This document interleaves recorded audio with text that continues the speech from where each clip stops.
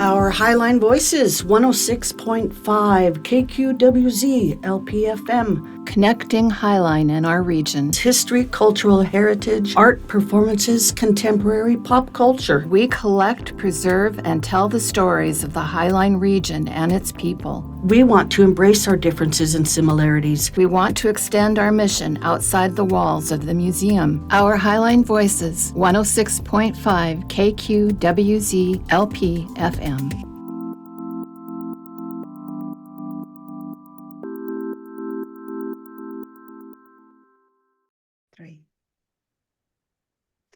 Hi, everyone. This is Nancy from the Highline Heritage Museum, and welcome back. Today, we have a beautiful guest joining us today, and I'm just excited that she's going to be able to share who she is and what she does.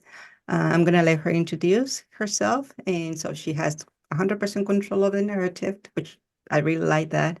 Once again, why are we doing this? This project is about inclusion, diversity, accessibility. It's about telling people's stories outside of the museum.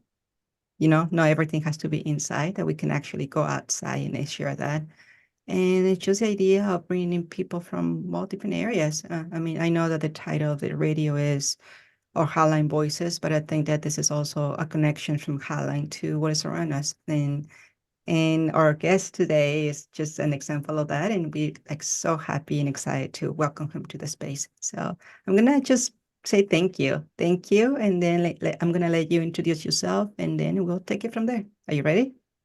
Yes, thank you so much. Hello, everyone. My name is Anna Rebecca Lopez. My loved ones call me AR, and I am currently the manager of the Empathy Collaborative at Woodland Park Zoo. But long before I became the manager at the zoo, I was a young girl from Southern Idaho. And I want to share a little bit about my background because I think it really speaks to who I am and why I do what I do. So I am a first generation Guatemalan American. My parents are immigrants from Guatemala. And I think in many ways that informed my life. I'm someone who identifies as multicultural.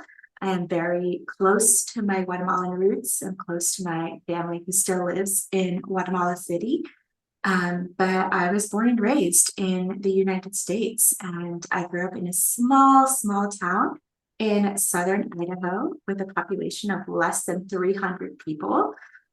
So community was something that I grew up in and around, and this feeling of taking care of each other and being there for each other is something that has been instilled in me since I was very, very young. I am a first generation college student. So growing up in a small town, while I very much loved the community feeling that it created, I knew that if I wanted to have the impact that I wanted to have in the world, I had to go to college. And so I went to a small local state college in Boise, Idaho, Boise State University. And then from there, went to the University of Washington in Seattle, where I pursued my degree in museology, which is another word for museum studies. And it was there that I really fell in love with storytelling and recognizing whose stories are told, whose stories are not told, and why.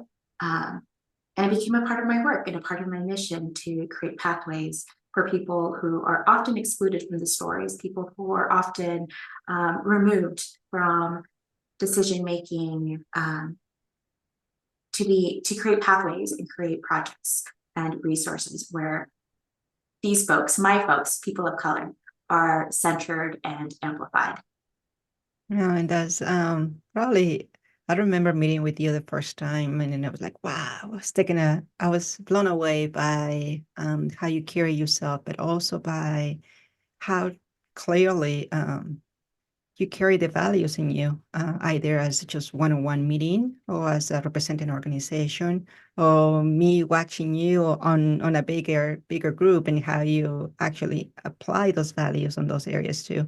And so even though I know you for a little time, but the impact has been big for me, because it's always a joy and a pleasure to be able to find, like you said, that term organically. I overuse that a lot, actually.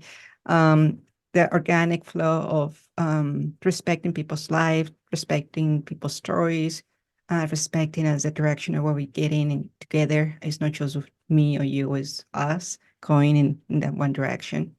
And so I love that you provided your background so we get a little bit more context as to, okay, what is it? Why are you doing the work, and what does that mean to you? It is, yes, museology. Yeah, it is a term that, not that many people really knows much, but I'm glad that you clarified that. And so as we continue this interview, I just want you to, like I say, share more about you and the areas that you feel passionate about. I think that you can take it in any direction, all the way from the examples of the work that you've done through the zoo, examples that you have done before that, or it's just organically where you're looking at in the future. And so you can talk about the past, the present, or the future. And so I'll just follow you. So I guess I will start first with a simple question, and then I'll let you drive away. Can you tell us a little bit more about the project that we worked together? I think that was a very special. It was the first project, and hopefully not the last one, that we collaborated together, and then why it was needed for us to do that project. Absolutely. So the project that we worked on with Highline Heritage Museum and the Cham refugees community was what we like to call here at the zoo a co-designed project. And so I want to talk a little bit about co-design, because I think it's not a new concept, but I don't think it's a very familiar concept. So co-design at its root is working with communities who are closest to a problem and or solution, and centering them as decision makers in the creation of, in our case, a program. And this process is new for Woodland Park Zoo. We have collaborated and partnered with many different organizations for many, many years, if not decades at this point. But I think what is different with the Empathy Collaborative team is that we are decentering ourselves and really creating space for our partners to lead the direction of our programs and our projects. And so one of the things that we have been hearing from our communities, and I will say we've been working with the South Seattle community for over 3 years before we even started intentionally collaborating, was that we were hearing that the community really sees an intersection between environmental conservation and our heritage, and ensuring that the ways that we preserve our culture are inherently tied to the ways that we take care of and steward the land. And this was an opportunity for us to explore that further. So our project also centered youth voice, which is something that the zoo has not done in this particular way. And by that, I mean that our youth that we worked with, and these were 12 youth from the Cham refugees community, they were our peers in this entire process. They were decision makers alongside us. They determined what the focus of our program would be. And collectively, the Cham refugees community, Highline Heritage Museum, and Woodland Park Zoo, together, we all decided to develop a youth-created documentary, really highlighting the culture and heritage of the Cham community and its intersection and relationship to land and stewardship of land. So it was definitely a unique project. I think it was both amazing and inspiring. And I think the end product, so we have the entire process of co-design, which lasted 10 weeks, but the end product was a film, a documentary that was 20 minutes long that we were able to showcase at Highline Heritage Museum and really create a space for our youth to feel that the museum is not just a place that they can visit, but it's a place that is for them, that it's a place that they can tell their stories. And it's a place that's going to honor their stories in the ways that they would like to be told.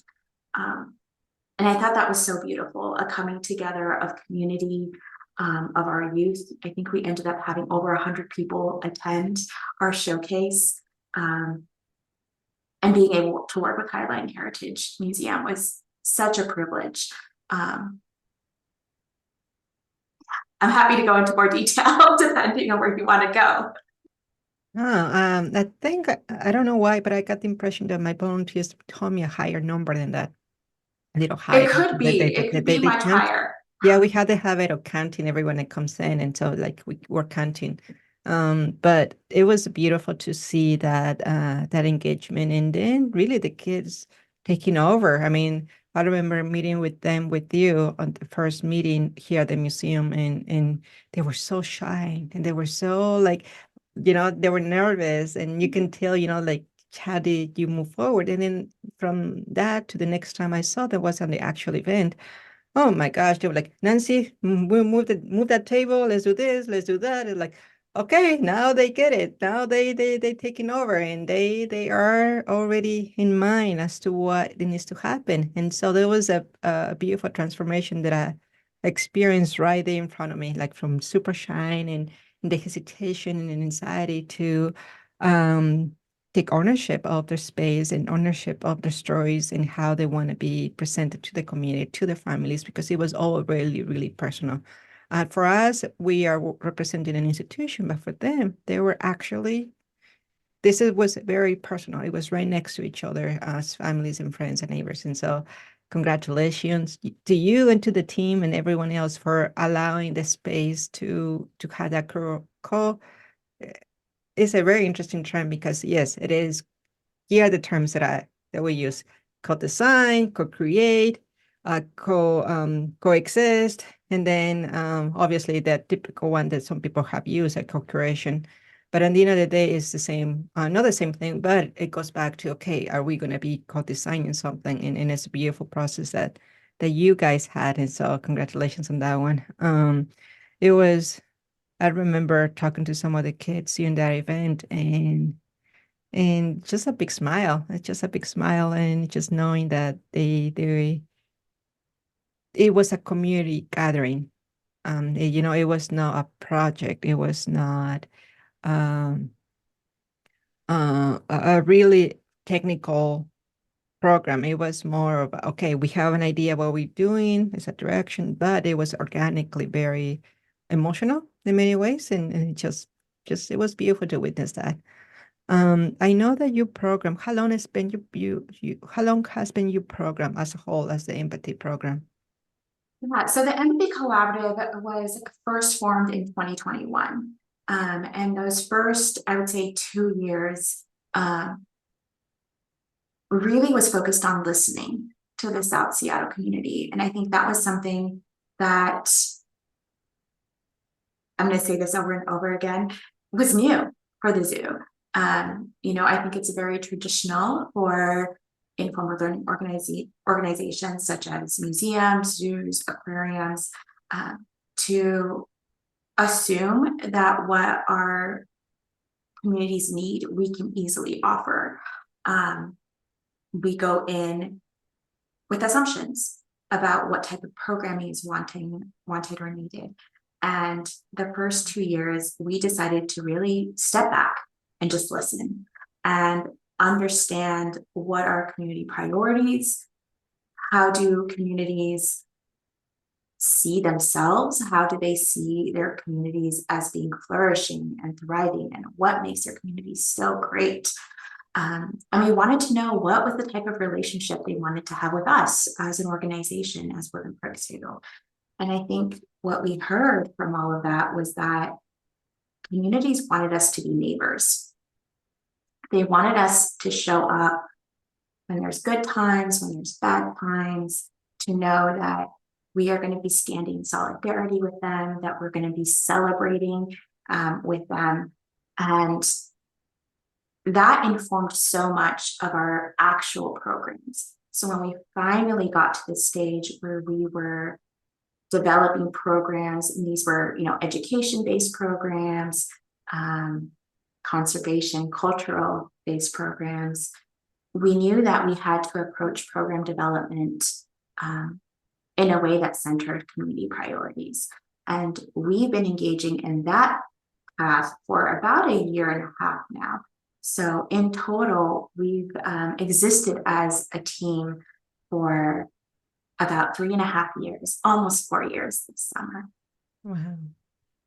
No, like I say, I don't think it's the right term. I was going to say, I'm in love with you guys, but I don't think it's the right term. Is I admire you. I admire the work that you do, and then I'm just excited to see what else you guys are doing. I know that you're still active in many other projects too, and that it was not just I don't know. I think that as you continue to do this work, that people are more aware of it, and so I can see that like having more opportunities in different directions. But the essence of working with the youth, I think, is just magical. Do you have you ever worked with a younger group? I know that how old were the kids that we worked with? Yeah, the kids we were working with were between the ages of 13 to 17 years of age. Mm-hmm. Have you worked with a younger generation, a younger group? As a team, we have not. We are in the process right now of developing a nature photography program for middle school audiences. So that will be between the ages of 11 to 14 years. Personally, I have worked with preschool age. Oh. So yes, definitely between, 1 year to about 5 years. And these are predominantly immigrant and refugee children and children of color. So I have personal experience working with the littles, as I like to call them. And I have experience working with college age, having taught at the University of Washington for a few years. But middle school, high school was a whole new game for us. And it was a joy. I think one of the things I learned quickly from our youth was that they have so much wisdom and they're so honest. They're so organic in the ways that they deliver and communicate. They're both so young and so wise. And so I think that was something that I am looking forward to as we continue our programs, is how do we continue to amplify the voices and experiences of our youth? Because so often, and particularly so I feel in the environmental world, we say that the youth are our future, right? We say that the youth are going to save us, and yet we provide little opportunities for the youth to be leaders. So I'm excited to continue working with youth to create pathways where they can actualize their visions and feel that there are adults in their lives who care and support their endeavors and their dreams and their pursuits. No, that's the part where I'm also super excited because, like you said it right, how do we provide the tools for our little ones to continue to move forward and have that experience? One of the things I'm happy about projects with internships and youth here at the museum too is a message that I tell them constantly, you can use this in your resume, that you work on this, that you can actually take ownership as to what is it that you like and what you don't like, and then maybe defining the career path. It's also been a joy when, giving tours in Spanish, for example, and there will be a lot of parents that have never been to a museum before. And so it's just explain to them what that means and what that is. And it's an honor to have that, quick introduction to that planet. But going back to you, listening is something that I need to learn and I'm learning through these interviews. Like, I hate to look at myself back and like, I talk too much. And so I'm going to make sure that I'm not talking much and just throwing it back at you. But the idea of of working with the youth and the different places that you have done comes from a place. You use the word joy. What is joy to you? What is joy translating in the work that you do? And lately, I've been asking very simple questions to define terms, because I'm learning more and more that we use terms that we think we understand them, but we don't really, when we dive in, we're like, oh, wait a second, it's a completely different interpretation that we do. And so yesterday was about womanhood. So I did that question. What is a womanhood? Right away, it's a different, no, motherhood. And then previously was like sustainability. And then so now it's going to be the term joy. What is joy to you? And then how do you express that to your work? This is an amazing question. If it's too tricky, I can move on. We don't have to address it right now. No, I think it's a thoughtful question and it's a good question. I think the easiest way for me to describe joy is probably around the feelings that I get. Like that, I often think of laughter. I think of smiling. I think of connection, both emotionally, an understanding of each other, but also a physicality to that, a feeling of comfort when you're in a space together, the feeling of hugging someone that you love. It's joy is a celebration. I think the term that comes to mind is like it's effervescent, it's above, it's bubbly, and I love thinking about this because I think I often talk about our programs as being joyful. And I talk about, the environments that we want to create as being joyful, as the partnerships and the relationships being joyful.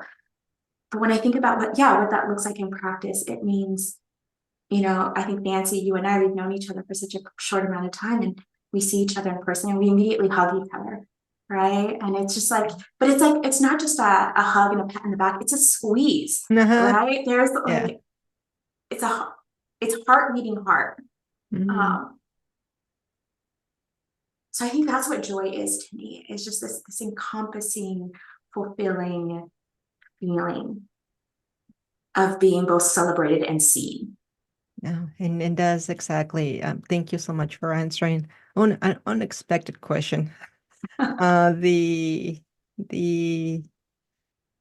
I think that when we're working with vulnerable demographics, the vulnerable groups, is not only doing the work just for doing it. It is a lot of emotional components to it. And you're right. You shine with joy. I remember that day with the actual finally the program that we hosted here with you guys. Everyone in your team were smiling. You guys were smiling. A lot of the kids were smiling. And it was and then I did thought myself, this is joy. It was just a joyful event. And almost all if you look at back some of the photos and all that, you'll see a lot of people smiling. And it's contagious. And so I'm glad that you, even despite of what's going on in the day before coming to an event or planning a meeting or anything, you had those values of empathy, warm, co-creating, doing it together. And then I do believe that those values are imprinting into the youth that you're working with. And so I just love you guys. Yeah, it might sound weird, but I just love you guys and the work that you do and the values that you carry on. Not talking. I'm done with talking.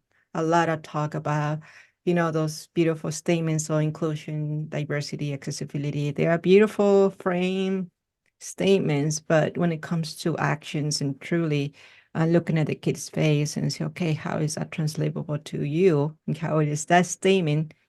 How can you grab that frame statement and then actually give it to the kid? And so you don't need that. You just organically going directly to the point and in a more addressing the human condition of sharing, the storytelling, of community gathering place, on learning together to grow, to create something beautiful, and it's just all letting it in.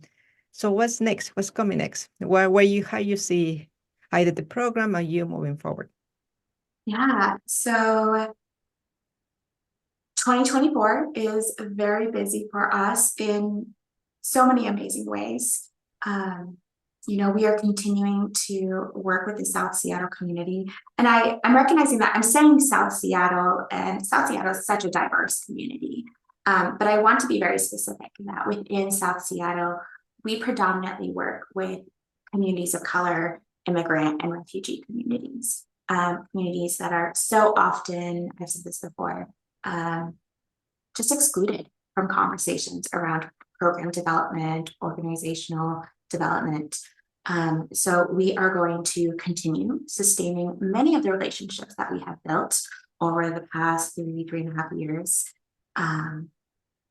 We're also in the process, I've mentioned, we're developing or I should say refining our nature photography camp for middle school students. So that will be happening over spring break. So we're very excited to be engaging in that program with our fellow co-design partners. We also created this program with Youth in Focus, Rainier Valley Leadership Academy, Sewer Park Audubon Center, and the Child Refugees community. And then later this summer, we have a series of nature walks. So our nature walks are intended to be very community-centered spaces where folks can come in and just be in relationship with each other and relationship to the environment around us. So our nature walks, we host 3 during the summer seasons, summer month, I should say, summer months. And those will be throughout South Seattle.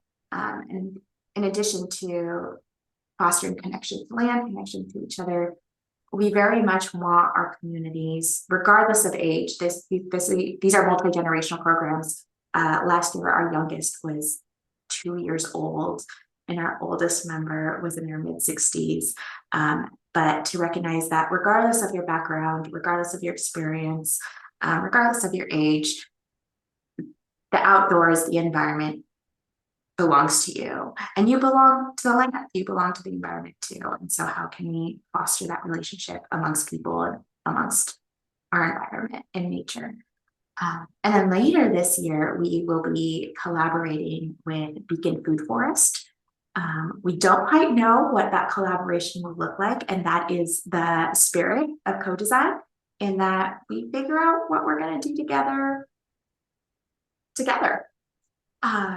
So I'm excited to continue supporting this amazing grassroots organization. They have been doing such amazing work on their own, providing food security for the South Seattle community, creating spaces where people can connect and steward the land.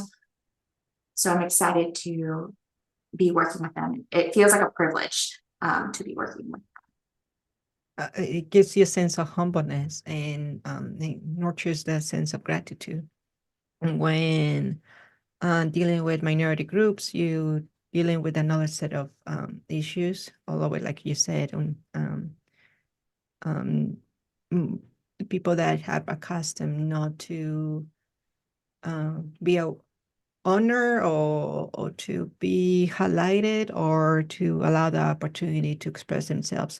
This area is really interesting because it's one of the most diverse ethnically in the county, in the state actually, because in the state. And so the majority of our communities in the South is low-income families, and so providing that accessibility and what that means is also really a very strong factor when it comes to how do we serve the community.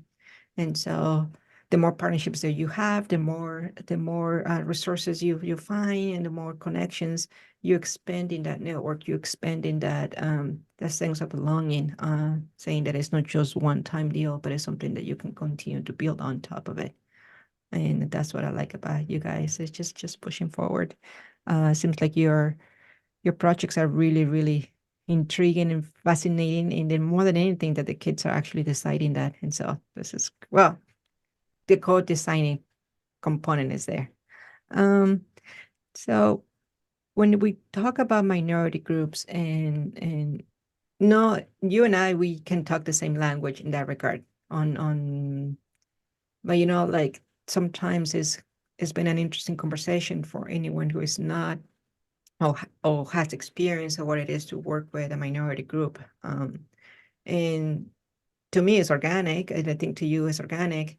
But it takes a sense of mindfulness of no go back to macroaggressions or prejudice or commonplace. We all prejudice. We all do it. We're humans. We are not saying we're perfect. All of us do it. But it is something that can be a little harder to translate when someone cannot have that you cannot relate that to many people. But your team, all of them did. And then there was different backgrounds. And then this is another element of that too. It is like the more you do the work, the more you join in more people in, and then the more those values, you don't have to be a person of color to actually be part of a project. And so it's beautiful to see that grow and see that. I know I'm over. I guess I'm the one who is joyful of talking to you. I'm over expressing my admiration for you guys because I do, in the last 20 plus years, I've been researching what it means to work with the minority groups in the community. And so the fact to see a group working and just going through it, is great. We got 5 minutes left before this interview. And so anything else you would like to share about you, your future, your present, your past, anything that you feel like is or even a question, an invitation, if you want to invite people to come over, see what you're doing, anything. Yes, I think there's like multiple things I'll try and touch on in the last 5 minutes. But I think to what you were saying, Nancy, my entire team is comprised of people of color. And we are the only team at Woodland Park Zoo that looks like us. And all of us have had to go through our own individual journeys to get to a space where we can collaborate authentically and with heart. Personally, myself, the more I progressed in my academic education, the less and less people looked like me. I had to learn a whole culture that was not my own. And in many ways, working with communities of color, working with immigrant communities, working with refugee communities has been healing for me because I get to own who I am and my own history in ways that I couldn't when I was in college. And I hope that through my own lessons and through my own growth, I can ensure that youth and peers and people who are even older than me, they feel that regardless of what they look like, regardless of the backgrounds, regardless of where their families come from, this space is theirs, whether it's at a museum, whether it's at a zoo, whether it's in your neighborhood or in a park. So with that, I will say, yes, we have many more programs coming up. I mentioned our Nature Walk series. We're going to have more programs later in the fall, still to be determined. But all our programs are free and accessible to the public. So we hope to see folks there. You'll get to meet me in person. I'm usually at all the programs. You'll get to meet my team. And we're always open to exploring partnerships and exploring what relationship looks like. At the end of the day, our work is about relationship and it's about empathy. And there's no limit to that. So yeah, I welcome folks to connect with us. And I look forward to future collaborations with you, Nancy. I am so impressed with Highline Heritage Museum. I think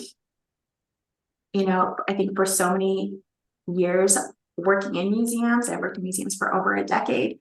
I tried to fit myself to a museum mold. And I think with your museum, with the Highline Communities Museum, I don't have to try because your museum has molded to the people. And so I very much appreciate all the work that you're doing. And I hope, there's future collaborations between us. You tap into a very, I don't know if you said it during the interview, it was before that, but connecting is healing, and addressing those is healing, and it heals people. I think it was you who was saying that, it was you in the interview, that that working with the minority groups is allowing you to heal and takes you back to your heritage. And you healed me today. And you bring joy, you and your team, when I see you. And so, yes, whenever you have the chance to look more south, we're right here waving and jumping and excited. And so I'm excited that people can get to see more of your projects. And we will be providing more description under the link. And if you look at this in the YouTube video, you will be able to read her bio and any other link that you would like to share. So we will be able to provide that. If you have a program or something that you want direct people to, we can do that too. So AR, thank you so much for allowing this opportunity to interview you. It was a pleasure, and I'm excited for what's coming next at all levels. So thank you for everything. Thank you so much for the invitation. It was my joy. See? Okay, thank you, everyone. Our Highline Voices, 106.5 KQWZ LP FM. We envision ourselves sitting at a round table where no one is the leader and stories are heard respectfully, regardless of gender, age, sexual orientation, disabilities, or ethnicity. We want to embrace our differences and similarities. We are creating a place where visitors can connect with the stories and each other. Our mission is we collect, preserve, and tell the stories of the Highline region and its people. We want to extend our mission outside the walls of the museum. Our Highline Voices represents us all, honoring our past, celebrating our present, and uniting to cultivate our future. This project allows us to reach out to demographics who might be unable to visit the museum. People with disabilities, low-income families, people who don't trust museums, and more. In partnership, we are launching a locally programmed new radio station at the museum, featuring recorded and live Highline's heritage, history, culture, arts, and more. Are you interested in sharing your story? Email director@highlinemuseum.org.